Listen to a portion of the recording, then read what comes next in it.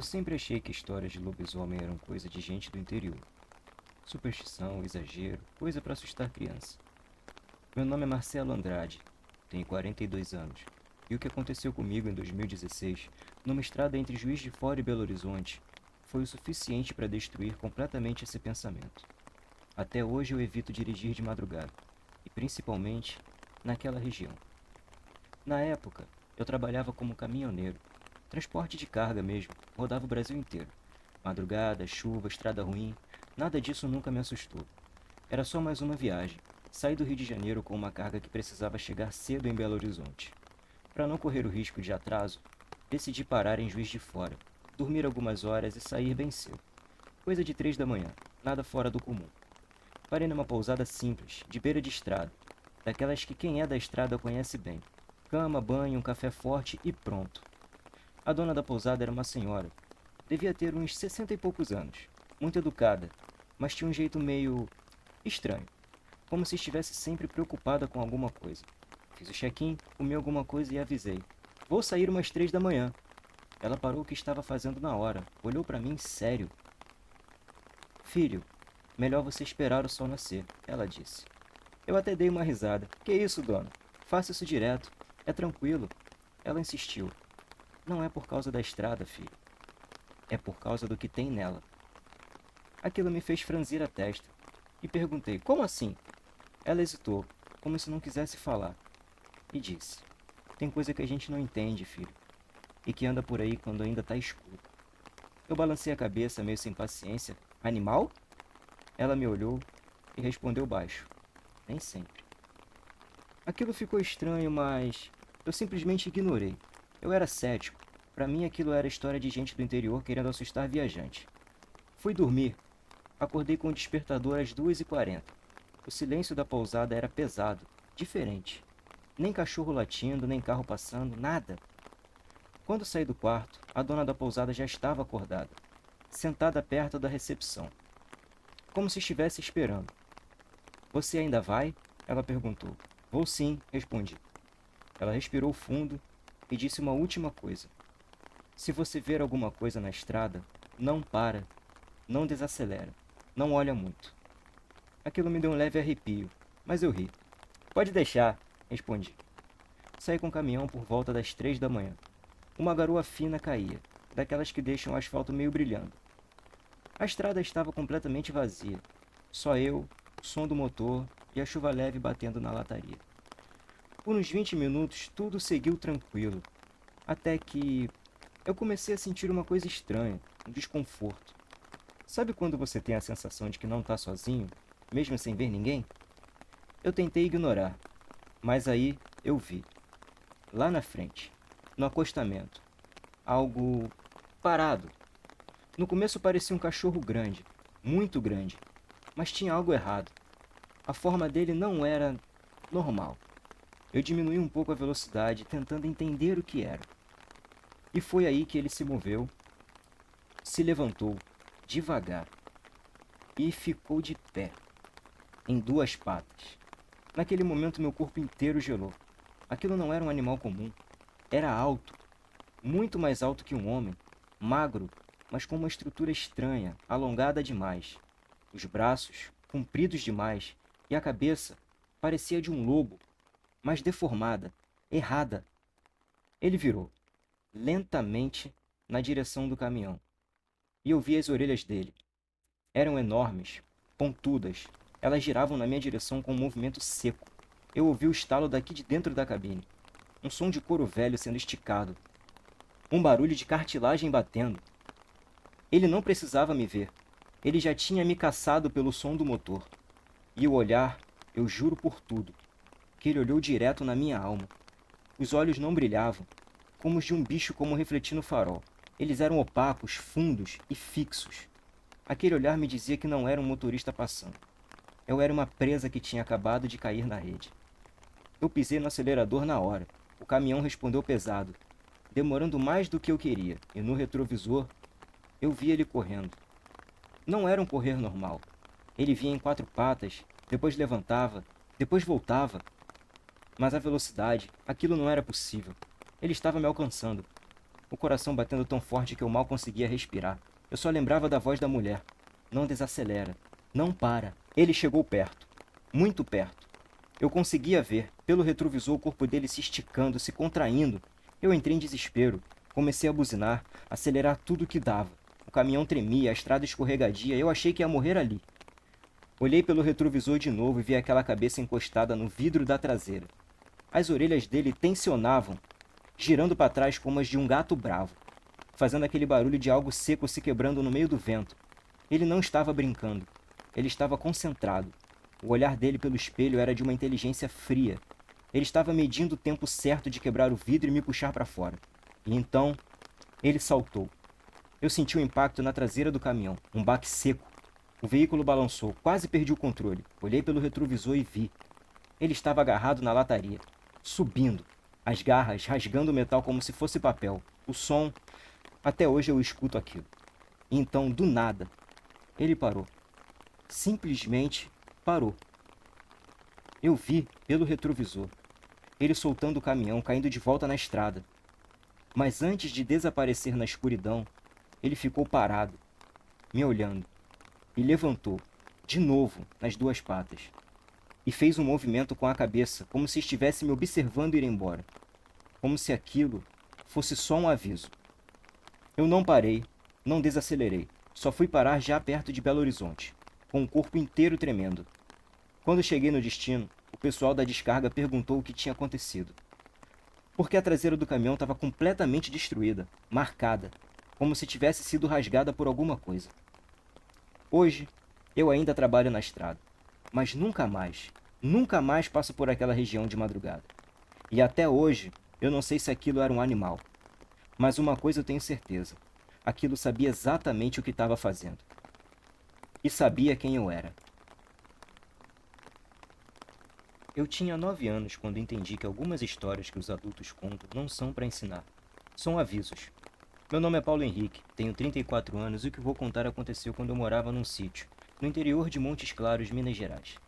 Até hoje, minha família evita falar disso à noite, principalmente na época da quaresma. A gente não era rico, longe disso. Era uma vida simples, casa de madeira, fogão a lenha, galinheiro nos fundos e muito mato em volta. Meu avô morava com a gente, seu Antônio, homem antigo, desses que não tinha medo de nada. Já tinha enfrentado tudo, cobra, onça, o que aparecesse. Mas tinha uma única coisa que ele respeitava muito, a quaresma. Todo ano, quando esse período chegava, ele mudava. Ficava mais calado, mais atento, sempre olhando para o mato quando o sol começava a se pôr. E ele sempre dizia a mesma coisa. Quando a noite cair, ninguém sai de casa, não importa o que ouvir. Eu achava que era exagero, história para assustar e nada mais. Até aquela noite.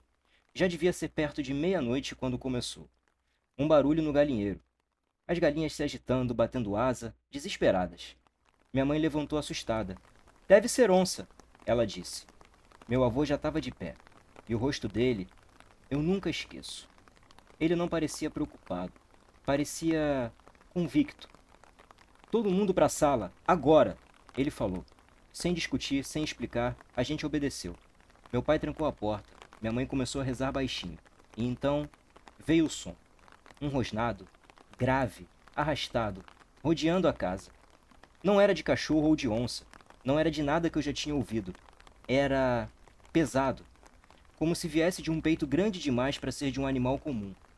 Eu sentia o chão vibrar, de leve, quando aquilo passava perto da parede, como se estivesse andando devagar, escolhendo. Minha irmã começou a chorar, minha mãe rezando mais alto, e meu avô foi até a janela. Meu pai tentou segurar. Não faz isso! Mas ele só respondeu. Se deixar, ele volta. Meu avô pegou a espingarda, daquelas antigas, e foi chegando perto da janela, bem devagar. O barulho lá fora parou. Silêncio total. E então, um arranhão. Na madeira da casa, lento, longo, como se alguma coisa estivesse testando a parede. Eu prendi a respiração. Todo mundo prendeu. E foi aí que eu vi, pelo vão da cortina, uma sombra passando, alta, muito alta. Não era a altura de um bicho comum. Aquilo era maior que um homem. Mas a forma era estranhamente torta. Meu avô abriu só um pouco da janela, o suficiente para colocar o cano da espingarda para fora. E ficou esperando, O rosnado voltou. Dessa vez, mais perto. Muito mais perto. Eu ouvi a respiração, pesada, molhada, como se estivesse do outro lado da parede. E então, do nada, um vulto passou pela frente da janela. Rápido demais. Meu avô não hesitou e atirou. O barulho do tiro explodiu dentro da casa. Minha irmã gritou, minha mãe caiu de joelhos. E lá fora, um uivo. Mas não era um uivo comum. Era meio humano, misturado. Um uivo de sofrimento. Eu nunca vou esquecer aquele som. Nunca. Passos pesados, correndo, se afastando. Quebrando galho, se arrastando pelo mato. E depois, silêncio. Ninguém dormiu aquela noite. Quando o sol nasceu, meu avô foi lá fora, sozinho. A gente ficou olhando da porta, com medo. O galinheiro estava todo destruído. Madeira quebrada, penas espalhadas, sangue. Mas o que mais marcou foram as pegadas. Não eram de onça ou cachorro, e também não eram humanas. E tinha muito sangue. Um rastro indo em direção ao mato. Meu pai queria seguir. Meu avô não deixou. Não vai atrás, ele disse. Mas o que era isso? Meu pai perguntou.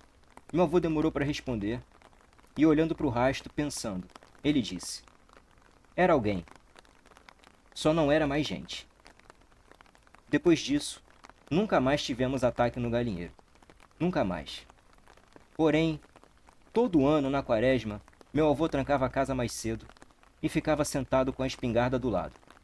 E tem uma coisa que minha família quase não comenta. Naquela noite, depois que tudo acabou e o silêncio voltou, alguém bateu na porta. 3 batidas, lentas. Ninguém abriu. E no dia seguinte, um vizinho nosso não apareceu mais. Sumiu, sem rastro. E até hoje, quando chega a quaresma, eu lembro daquele uivo. Porque aquilo não parecia só dor. Parecia raiva. E parecia fome. Eu não devia ter ficado naquela árvore depois das 10 da noite. Meu nome é Diego, tenho 31 anos e o que aconteceu comigo e com meu primo quando a gente passava férias em Xerém, no interior do Rio de Janeiro, é o tipo de coisa que você tenta esquecer, mas não consegue. Porque o medo, ele não vai embora. Ele só fica quieto esperando você lembrar. Eu era criança, devia ter uns 10 anos. Todo ano, nas férias, minha família saía do Rio de Janeiro para passar uns 15 dias no sítio da minha avó, em Xerém. Era outro mundo. Mato, silêncio, céu escuro de verdade, e aquele monte de barulho estranho que só existe no interior. Eu e meu primo Lucas, que já morava lá, passávamos o dia inteiro inventando coisas para fazer. Subir em árvore, correr no meio do mato, brincar até cansar. E tinha uma árvore que a gente gostava mais que todas. Um pé de jambo. Era perfeita para criança. Galhos baixos, fáceis de subir, e cheias de folha. Tão cheia que, quando você ficava lá em cima, ninguém te via. Dava até para brincar de pique-esconde ali dentro. Era nosso esconderijo. Naquela noite, a gente resolveu ficar até mais tarde. Levamos lanternas, ficamos rindo, contando histórias, jogando luz um na cara do outro. Antes de sair, minha avó só disse: não voltem muito tarde. Nada além disso. Mas hoje, eu sei.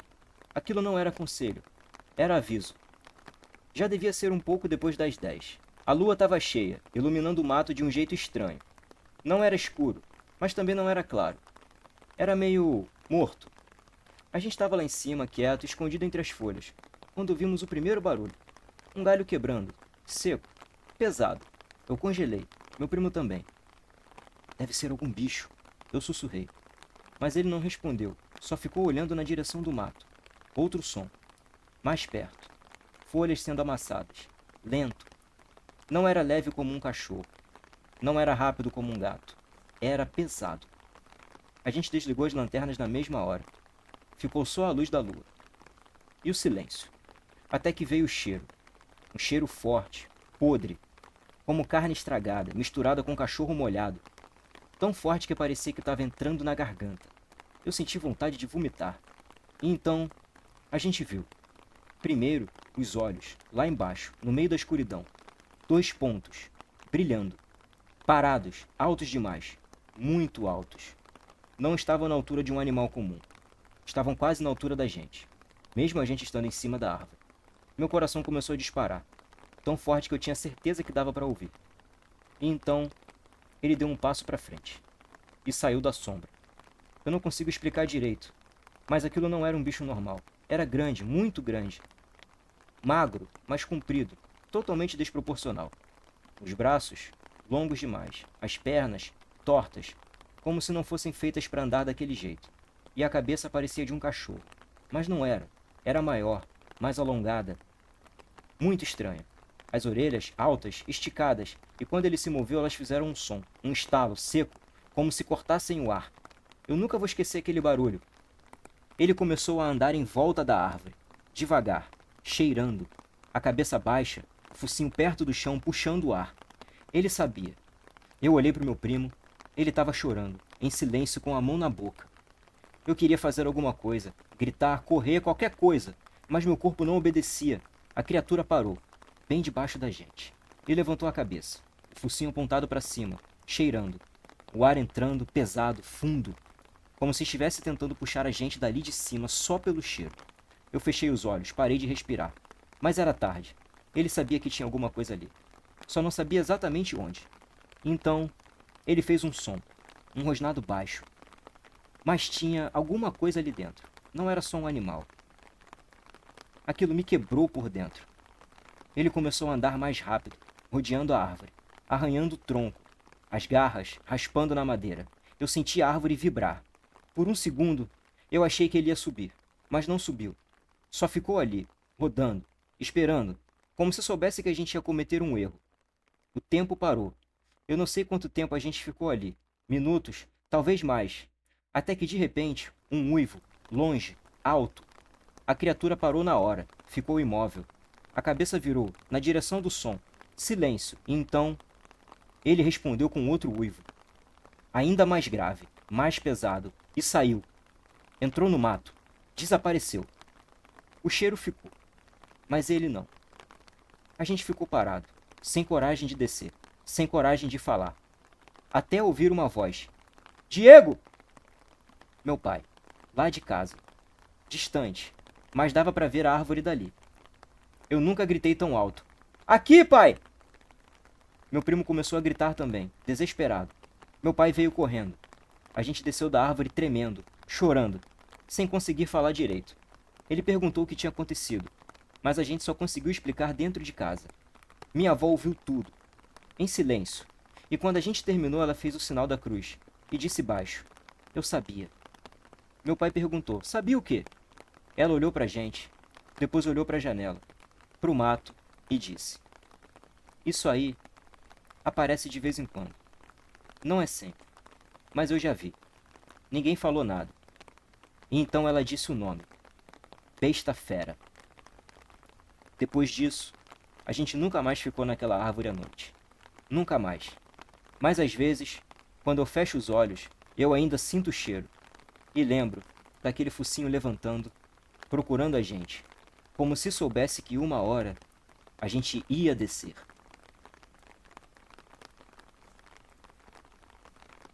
Eu já apontei arma para muita gente na minha vida, mas nunca para algo que eu não consegui explicar. Meu nome é Renato Alves, tenho 39 anos. Fui policial militar por mais de 12 anos. E o que aconteceu numa ocorrência, numa área residencial em Nova Iguaçu, no Rio de Janeiro, mudou totalmente a forma como vejo o mundo. Até hoje, eu não consigo explicar aquilo. Era uma noite comum de serviço. Eu e meu parceiro, o cabo Sérgio, estávamos patrulhando quando veio chamado pelo rádio. Possível invasão de domicílio. Moradores assustados relatam presença de bicho no quintal. A gente até estranhou, mas ocorrência é ocorrência. Seguimos até o endereço. Quando chegamos, a família já estava trancada dentro de casa. Dava para ver pelo vidro da janela, todo mundo junto com medo. O dono da casa falou com a gente pela porta, sem abrir. Tem alguma coisa lá atrás. A gente ouviu barulho, derrubando as coisas. Mas não é gente. Não é. A voz dele tremia, e isso não é comum. Perguntei se alguém tinha entrado ou saído. Ele disse que não. Disse que o barulho começou do nada. Eu e Sérgio nos olhamos. Aquele tipo de ocorrência. Geralmente invasor, usuário de droga, alguém tentando roubar alguma coisa. Nada fora do normal. Pedimos para a família ficar trancada. E fomos pelos fundos. O quintal era grande. Nos fundos, tinha uma área coberta, tipo uma oficina improvisada. Telha de amianto por cima, estrutura simples e uma lâmpada fraca pendurada no meio. Mas a luz mal iluminava. Deixava tudo com sombra. Tinha de tudo ali. aros de bicicleta pendurados, quadros encostados na parede, pneus, ferramentas, correntes, peças espalhadas. Um cenário perfeito para alguém se esconder. E o barulho continuava. Algo sendo arrastado, metal raspando. Eu levantei a arma. Polícia, sai agora! Silêncio. Só a nossa respiração e o som leve da lâmpada balançando. Fiz sinal para o Sérgio e ele acendeu a lanterna. O feixe de luz cortou a escuridão, passando pelas rodas, pelos pneus, até parar no fundo. E foi aí que a gente viu. No começo parecia alguém abaixado, entre as peças, parado. Levanta, mão na cabeça, eu gritei. Aquilo não respondeu. Só se mexeu, devagar, e começou a levantar. E quanto mais levantava, mais bizarro ficava.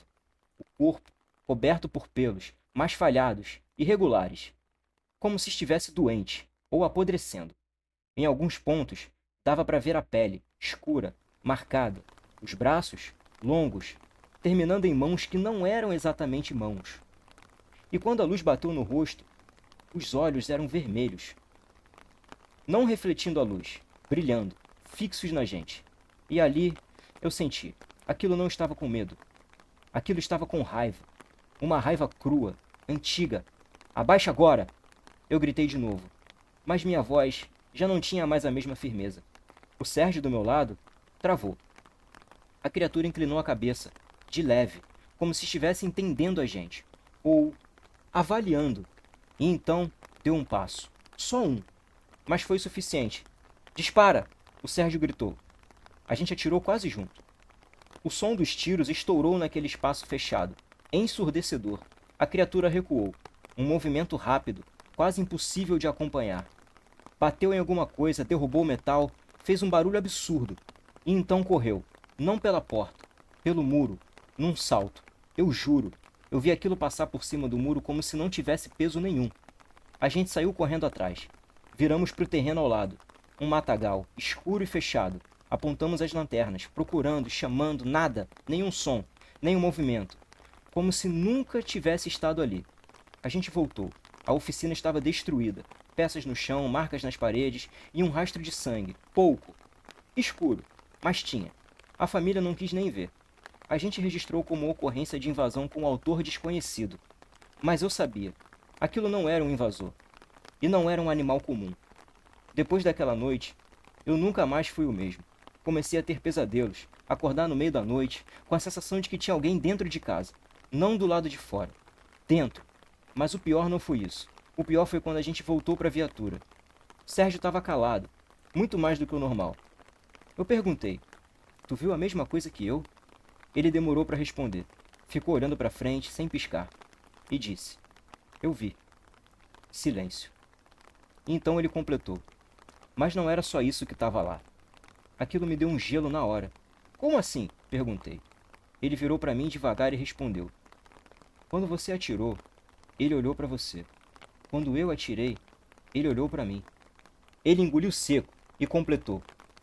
Como se soubesse quem a gente era. Eu tentei rir, falar que era nervoso, impressão, mas nem eu acreditei, porque eu também senti isso. E desde então, toda vez que eu lembro daquela noite, eu tenho a mesma sensação, de que aquilo não fugiu da gente. Só decidiu ir embora primeiro.